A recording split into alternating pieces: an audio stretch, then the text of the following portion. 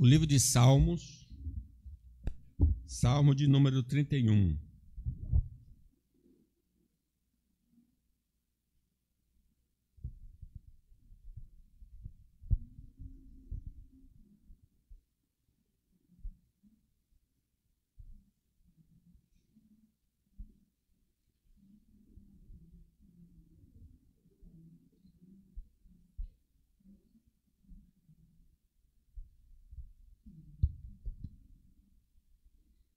Salmo 31.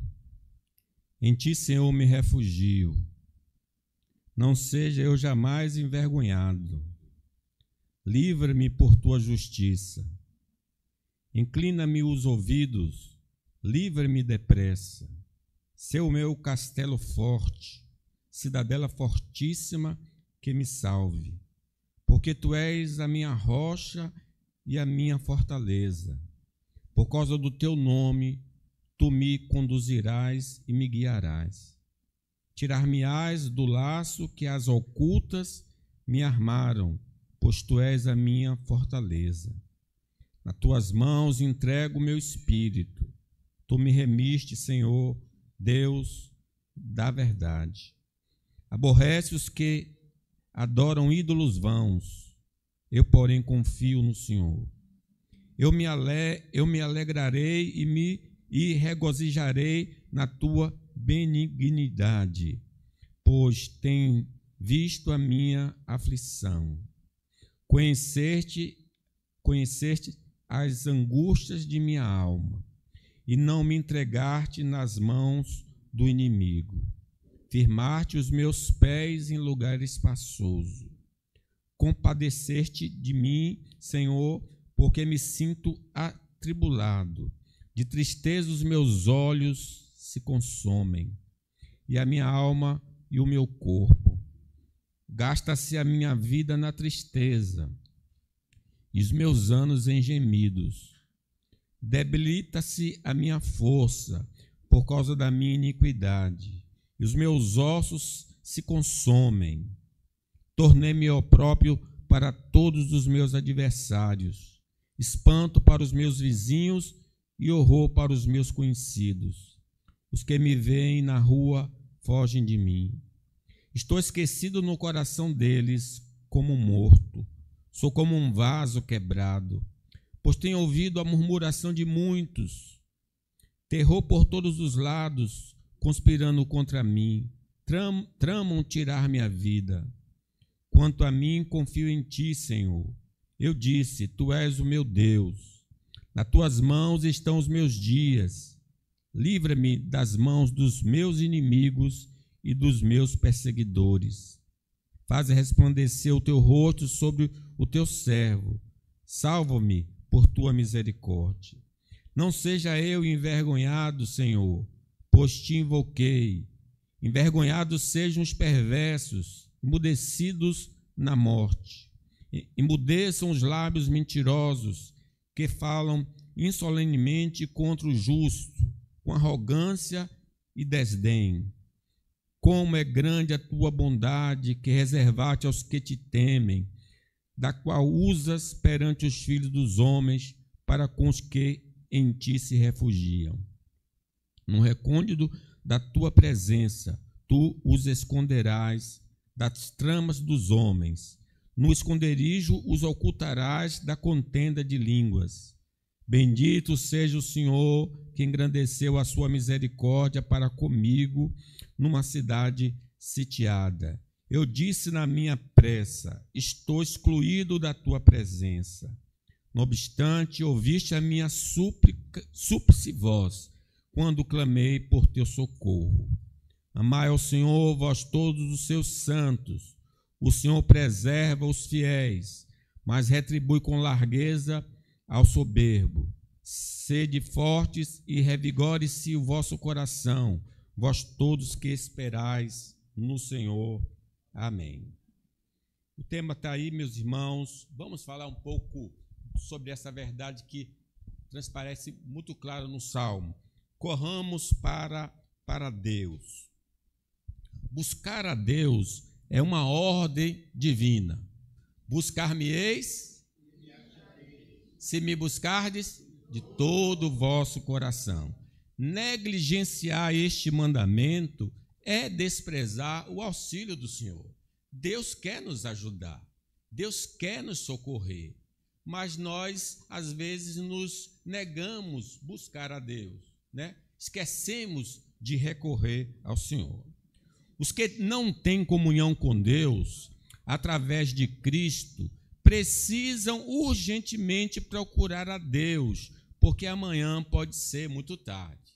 A pessoa que aqui está, que ainda não conhece o Senhor Jesus Cristo, precisa hoje ir a Deus. Corra para Deus através de Cristo. O pastor Cândido relatou a notícia do falecimento da irmã de Anita. 3 horas. Amanhã pode ser muito tarde. Hoje Cristo quer nos salvar.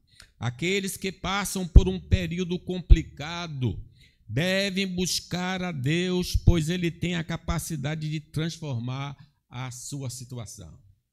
Sim, Ele transformou a água e vinho, e pode transformar a nossa vida. Estamos vivendo uma situação difícil, vamos buscar ao Senhor, porque o Senhor é poderoso para fazer muito mais do que pedimos ou pensamos.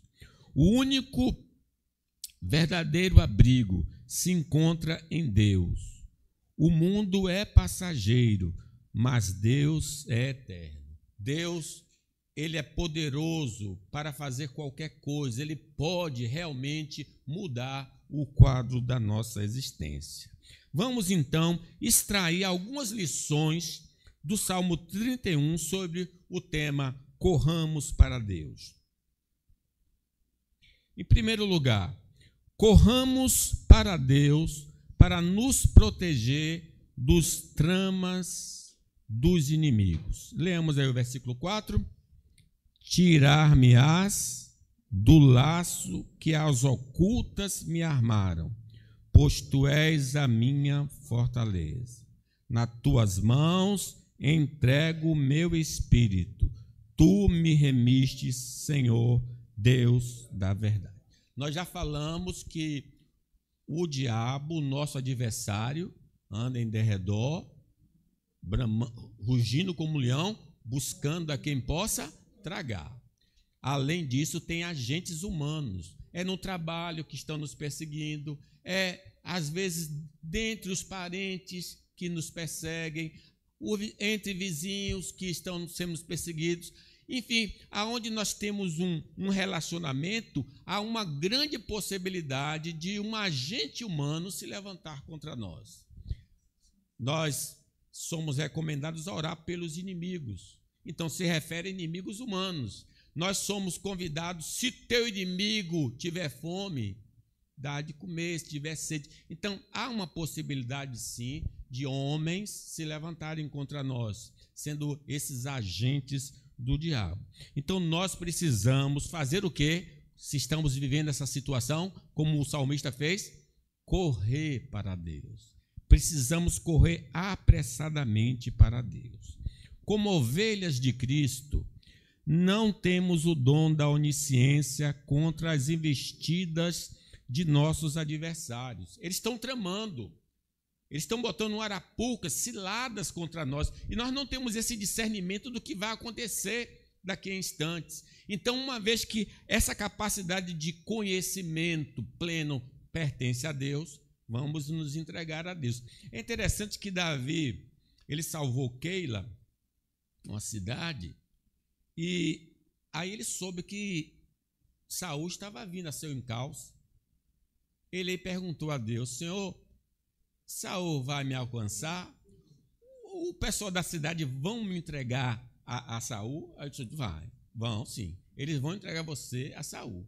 Então ele pôde escapar, porque Deus o avisou. Louvado seja Deus, né, irmãos? Por isso busquemos a Deus, porque pode antever e anular os nossos inimigos. Pedro, Satanás pediu para provar a sua fé, mas eu roguei ao Pai por ti para que a sua fé não desfalecesse. As propostas indecentes vindas de nossos inimigos são revestidas de bem-estar e preservação da vida, mas sua finalidade é que desobedeçamos a Deus. Se vocês lembrarem do tempo de Neemias, os homens estavam querendo tirar a vida de Neemias. E esses mesmos homens mandaram alguns espias dizer assim: Neemias, vão tirar sua vida, corra para o templo, se esconda no templo. Ora, parece um conselho sábio, preservar a vida, mas Neemias não podia entrar no templo. Só quem pode entrar no templo? O sacerdote. Então, aquele conselho que parecia revestido de ajuda, de preservação da vida, na verdade era uma intenção maligna para Neemias cair em pecado e merecer a morte. Tomemos cuidado, irmãos. Os adversários irão nos induzir a confiar na segurança terrena ao invés da divina, despertando a ira do Senhor por causa da nossa incredulidade. Foi o que aconteceu com o nosso irmão Davi. Um dado momento da sua vida, ele queria contar o povo do Senhor. Eu já disse a vocês que o Senhor prometeu que o povo do Senhor seria como as estrelas. Mas Davi estava querendo saber qual era a força do seu exército para poder enfrentar os adversários. Mas quem colocou isso no coração dele? O adversário. Satanás colocou isso, para que ele confiasse no braço da carne e não no braço que é o nosso Deus. Isso causou tristeza ao nosso Deus e 70 mil homens morreram naquele dia por causa desse pecado de Davi. Ações de caridade serão estimuladas pelos adversários, acompanhadas de motivações pecaminosas para ofender o Espírito Santo de Deus. Foi o que aconteceu com capítulo 5 de Atos. Fugiu o nome do casal. Ananias e Safira. Quem colocou no coração dele ajudar a igreja? Vender um imóvel, um terreno e reter parte do dinheiro de chegar na igreja e dizer: olha aqui, olha, eu estou dando tudo que eu ganhei daquele terreno. Na verdade, eles só queriam que o nome deles ficasse lá no hall de membros da igreja. Olha, eu contribuí para ajudar os pobres. O diabo pode colocar, às vezes, no nosso coração essa intenção de fazer o bem por motivações erradas. Então, por isso, precisamos correr para Deus. Interpretações falsas de passagens das Escrituras serão usadas pelos inimigos para nos levar ao erro. Lembrem, meus irmãos, que o próprio Jesus foi tentado dessa maneira. O diabo citou o salmo que todo mundo acha que o diabo tem medo. Qual é o salmo que o diabo tem medo? Esse salmo ele citou para Jesus. Se jogue, porque está escrito: Deus mandará um anjo e vai te livrar. Meus irmãos, o inimigo está sempre assim, próximo a nós, tentando nos induzir ao erro, usando até a palavra do Senhor.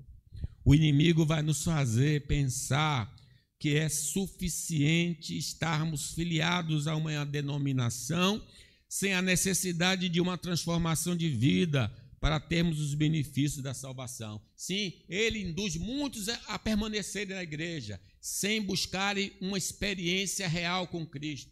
De sorte que as pessoas só fazem parte da igreja visível, mas ainda não faz parte da igreja invisível. E essas pessoas serão excluídas eternamente da presença de Deus. Mas é o inimigo que induz. O Senhor Jesus falou que quando um homem planta o trigo, a boa semente, à noite vem o inimigo e coloca o quê?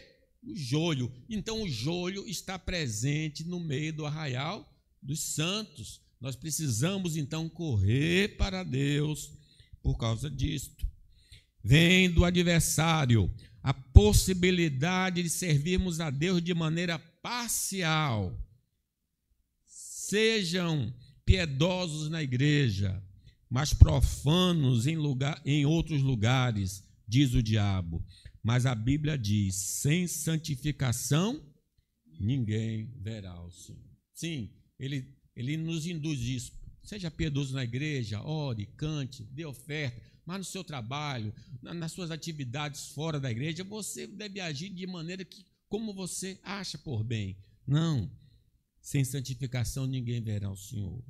Não teremos, irmãos, acesso ao paraíso, se não nos arrependermos e crermos em Cristo como nosso Salvador. Precisamos atentar para isso.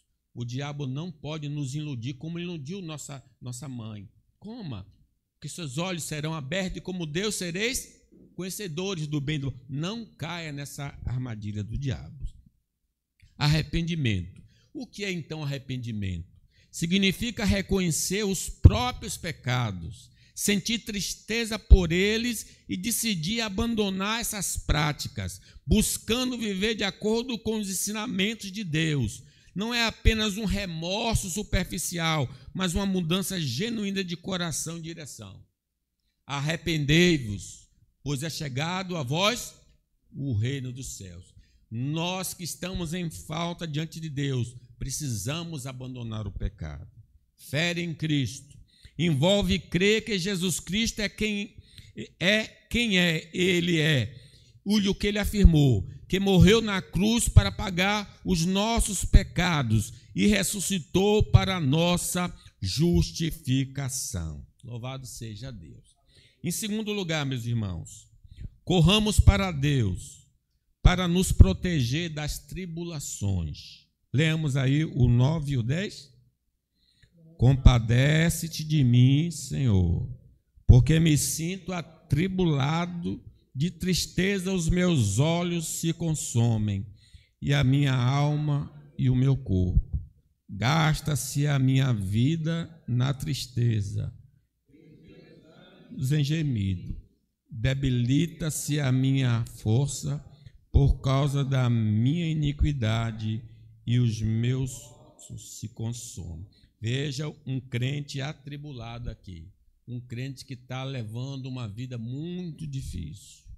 Muitas decisões que tomamos na vida podem ter nos jogado no olho do furacão das dificuldades. E nós precisamos refletir isso. Por que isso está acontecendo? Possivelmente uma decisão que tomamos lá atrás. Porque tudo que o homem plantar, ele vai colher. Ló viu as campinas verdes do Jordão e disse: poxa, é lá que eu quero ir, é lá que eu vou investir, é lá que eu vou ter sucesso. Ele não sabia que estava se aproximando dos pecadores. E lá ele perdeu tudo. Perdeu tudo.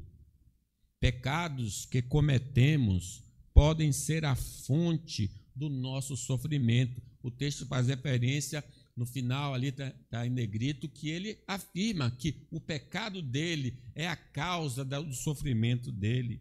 Se corrermos para Deus, seremos libertos da culpa e poder do pecado para suportar as consequências. Aquele homem, 38 anos paralítico, qual a causa? Pecado. Jesus disse a ele: não peques mais, para que não te suceda coisa pior. Talvez a confusão que a nossa vida esteja agora é por causa justamente dos nossos erros. De que se queixa o homem? Queixe-se cada um dos seus próprios pecados. A crise econômica, política e de segurança de nossa nação, estado ou cidade também afeta a nossa vida e pode gerar muita dor.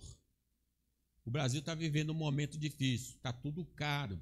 O governo não está conseguindo controlar a inflação. No campo da segurança, nós estamos perdendo feio. Ora, o nosso irmão presbítero Jonilson disse que nós devemos orar pela cidade. Aonde Deus nos mandou, Babilônia, vamos orar pela cidade, porque na sua paz tereis paz, né? Louvado seja o nome do Senhor. Então, a gente pode estar enfrentando essa crise econômica, essa insegurança por causa do país. Então, o que eu devo fazer nessa situação? Correr para Deus. Neste mundo caído, vamos passar por vários momentos de contrariedade. No mundo tereis aflições, Mas louco é não correr para Deus nas horas do aborrecimento. Sim, nós vamos enfrentar. Jesus já falou. Então, o que é que eu devo fazer? Buscar-me-eis, me achareis, quando me buscardes de todo o vosso coração. Se buscarmos a Deus, Ele pode nos proporcionar um consolo tão profundo que mesmo enfrentando dificuldades, encontraremos paz. É possível que Ele não remova essa situação, mas Ele nos ensina: não andeis ansiosos por coisa alguma. Antes as vossas petições sejam conhecidas diante de Deus pela oração, pela súplica, com ações de graça, e a paz, que excede todo entendimento, guardará a vossa mente e o vosso coração. Nós podemos ter paz em meio à tribulação, porque Deus vai nos proteger. Buscar a presença de Deus em tempos de crise nos proporcionará iluminação sobre nossa condição especial como filho de Deus, mesmo diante da adversidade que enfrentamos. Nós somos filhos de Deus. E se nós buscarmos a Deus, Deus vai nos esclarecer. Asaf entrou numa crise de fé, porque ele estava com dificuldade financeira, enquanto o homem que não temia a Deus estava com muito dinheiro. Ele chegou então a ter inveja dos soberbos ao ver a prosperidade dos ímpios. Mas como foi que Deus o esclareceu? Como foi que Deus o iluminou? Até que entrei no santuário de Deus e atinei para o fim deles. Deus mostrou: meu filho, ainda que a sua vida seja difícil, você é uma pessoa salva. Eu estou com você. Você pode até sofrer como Lázaro, mas depois você vai para o seio de Abraão, para a glória do Senhor. Louvado seja Deus, irmãos. Buscar a Deus em tempos de crise é a atitude mais sensata que se pode ter. Tanto Jesus quanto diversas figuras bíblicas se voltaram ao Senhor nos momentos da aflição. É só lembrarmos do Getsêmani. Jesus disse para os discípulos: a minha alma está aflita até a morte. Ficai aqui comigo e vigiai. E ele se separou dos discípulos e orou quantas vezes? 3 vezes. Passa de mim este cálice. O apóstolo Paulo, naquele espinho, orou: Senhor, retira de mim este espinho. Então nós somos convocados por esses exemplos a nos voltarmos para Deus na nossa maior aflição. E diz a palavra que Jesus recebeu um consolo. Não mudou a trajetória da vida dele, mas mandou um anjo que o consolava. Louvado seja o Senhor. Se não temos certeza de onde passaremos a eternidade, é fundamental procurar o Senhor com urgência. Hoje, agora. Você vai para o céu? Se você partir agora, o Senhor vai dizer: vinde, benditos do meu Pai, possui por herança o que está reservado para vós. Se nós não podemos ter essa confiança agora, precisamos invocar o nome do Senhor para sermos salvos. A natureza incerta da vida. A vida é frágil e imprevisível. Ninguém tem garantia de quanto tempo viverá. Acidentes, doenças e eventos inesperados podem acontecer a qualquer momento. Adiar uma decisão sobre a eternidade é arriscar ser pego desprevenido. Aquelas virgens insensatas que não se prepararam adequadamente, veio o Senhor à meia-noite e elas foram pegas de surpresa. Hoje é o dia aceitável, hoje é o dia da salvação. Se ouvires a voz do Senhor, não endureça o coração. A oportunidade presente, o momento presente é a única certeza que temos. Adiar a busca espiritual para um futuro incerto pode significar perder a oportunidade de encontrar paz, perdão e a certeza do destino eterno. Eis que estou à porta e bato, diz o Senhor. Se alguém ouvir a minha voz e abrir, eu entrarei, cearei com ele e ele comigo. Em terceiro lugar, irmãos, corramos para Deus para nos proteger contra os pecados. Vamos ler aí do versículo 10 até o 13. Leamos. Gasta-se a minha vida e os meus anos em gemidos. Debilita-se a minha força por causa da minha iniquidade, e os meus ossos se consomem.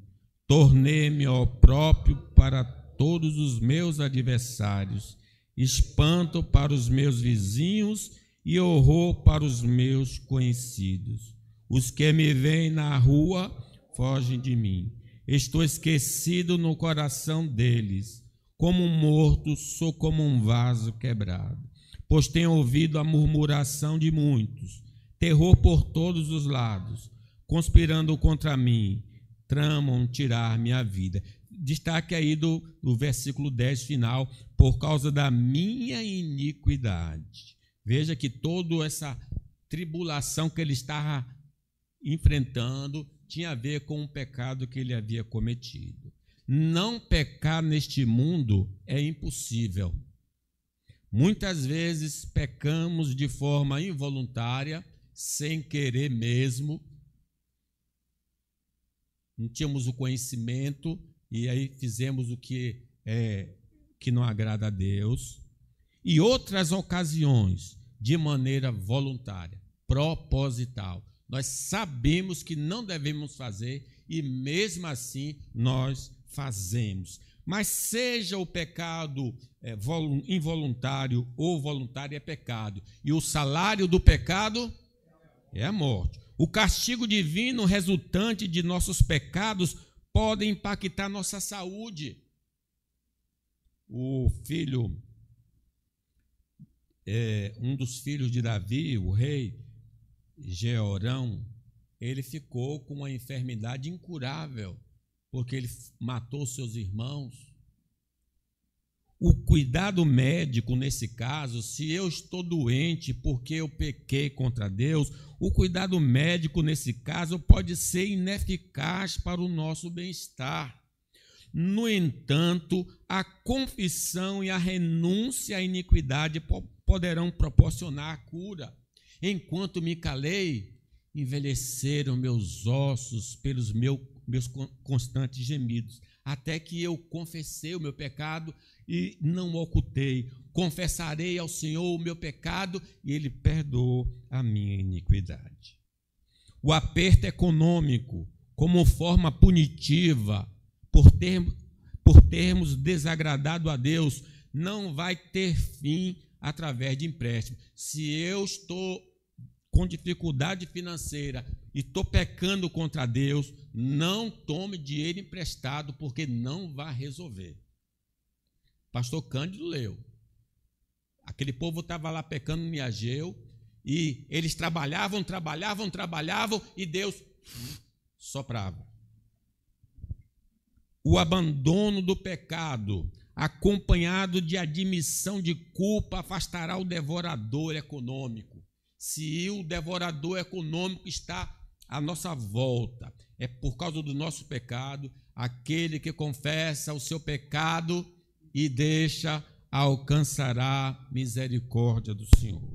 Um coração que se entrega ao pecado representa uma forma de punição divina por nossa resistência à voz do Senhor. Sabe, a outra maneira de Deus punir o pecador é deixando que ele se afunde mais e mais no pecado. Diz o Romanos: a ira de Deus se revela do céu contra toda impiedade e injustiça dos homens. E aí ele narra: Deus os entregou às paixões infames por causa do pecado que eles cometeram.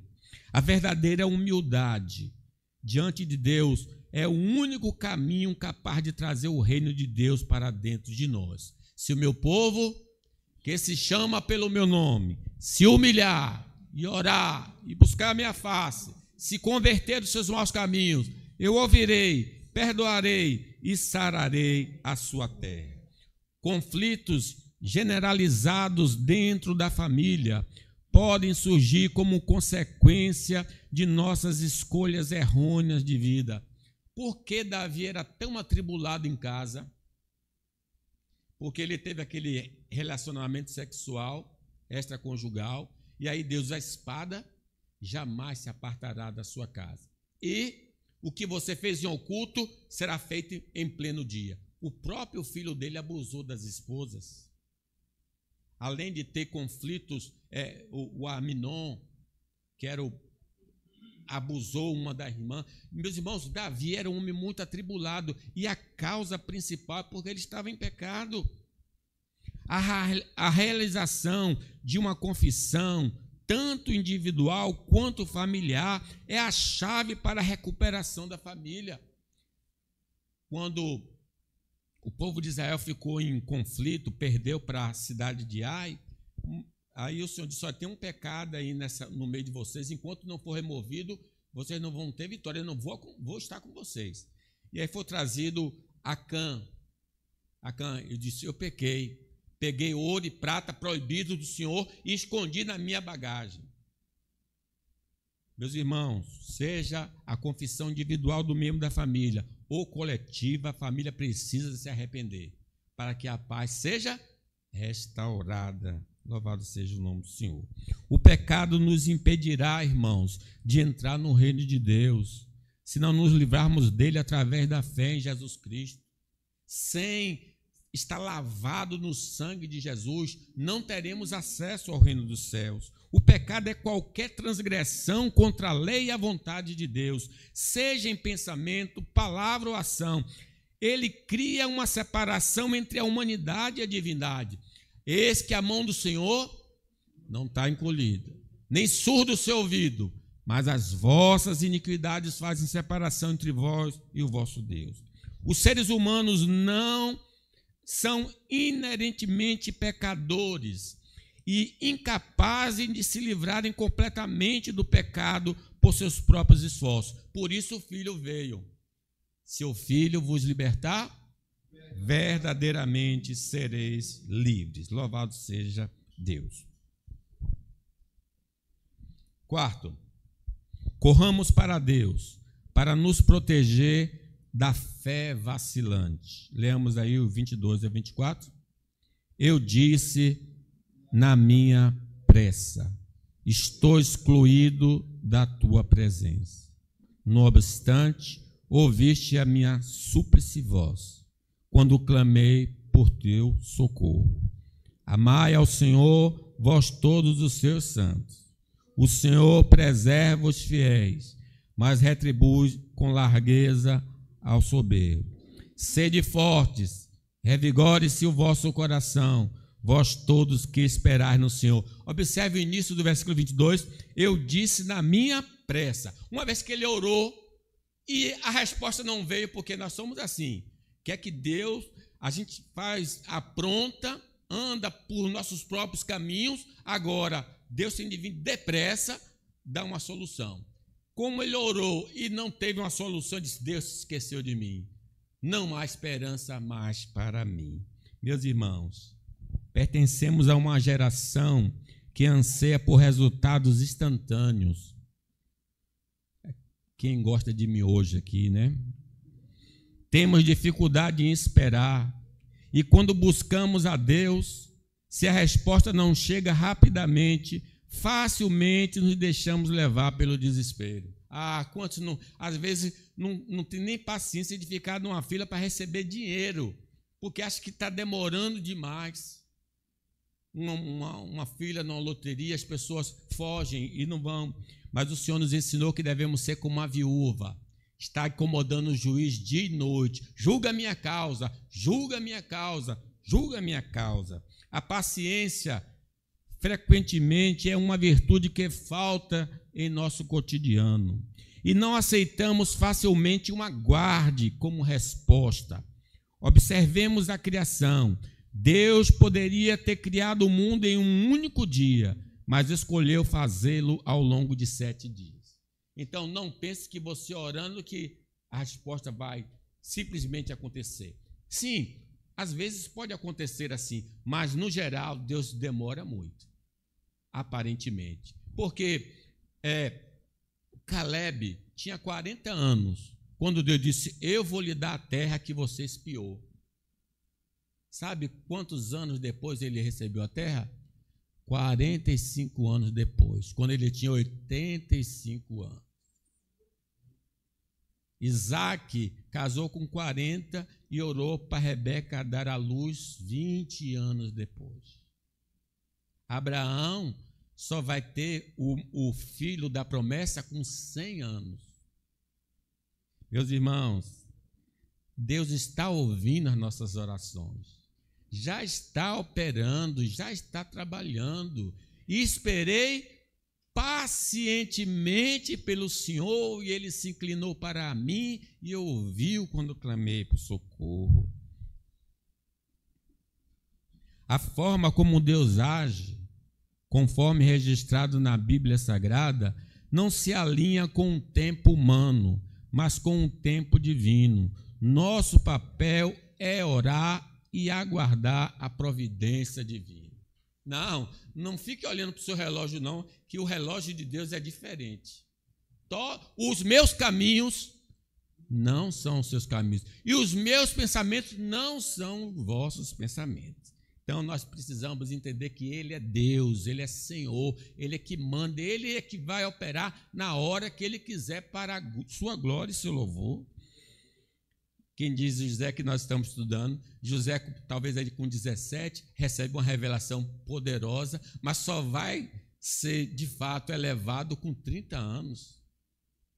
Com 30 anos ele vai ser levado. Levou 13 anos para aquela profecia se concretizar, e mesmo assim foi uma providência carrancuda, cheio de drama, cheio de situações difíceis.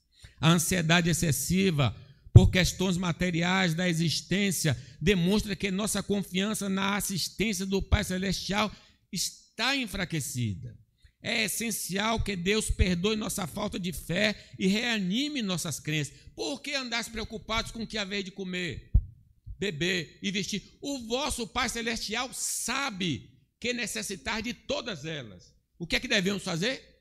Buscar em primeiro lugar seu reino e a sua justiça, e as outras coisas vos serão acrescentadas.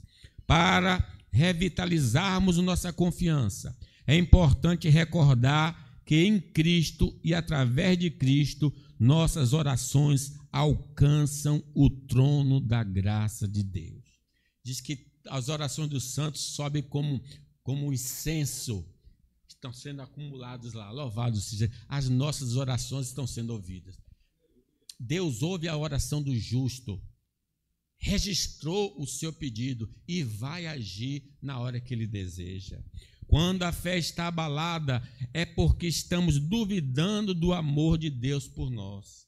Não podemos esquecer que o Senhor é imutável e que nos amou quando ainda éramos ímpios e pecadores. Ao consultarmos o livro divino, vamos avivar essas verdades e a nossa fé será fortalecida. Deus prova o seu amor para conosco pelo fato de Cristo ter morrido por nós, sendo nós ainda pecadores. Para fortalecer nossa fé, após um abalo, precisamos acreditar que Deus é quem nos concede vida e nos mantém, tanto espiritualmente quanto fisicamente. A nossa existência nós devemos a Ele. A nossa manutenção devemos a Ele. O pão nosso de cada dia vem dEle. Ele está controlando a nossa existência. É fundamental que não permitamos que o nosso coração seja tomado pelas mentiras do diabo, para que a nossa confiança não seja abalada.